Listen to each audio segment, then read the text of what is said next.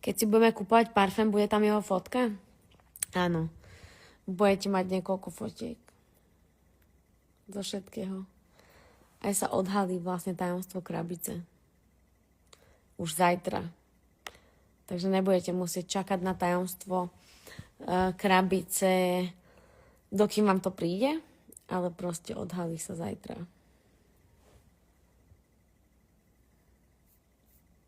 Je to môj nápad, že som to nikde nevidela.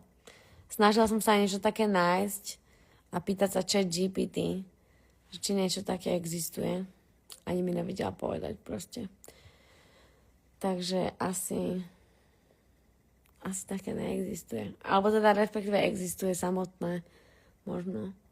Áno, ale myslím to tak akože v kombinácii s tým, že máš parfém a že proste v tom ešte je takéto prekvapko. Tak to neviem, že by niekto urobil a veľmi sa teším z tohto, že ma to napadlo. Ani neviem, jak ma to napadlo. Proste len tak z ničoho ma osvietilo a povedala som, že toto by som mohla urobiť. Takto urobiť krabicu.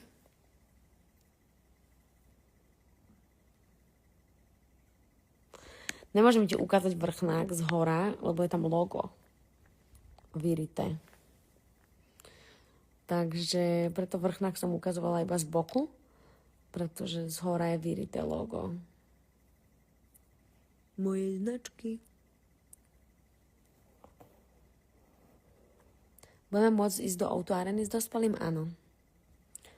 Myslím, že štandardne sa púšťa do Outu Areny od 15 a pod 15 sa bude dať ísť s doprovodom dospelej osoby. Všetkým deťom alebo všetkým rodičom s deťmi odporúčam ísť na tribúny, aby deti videli.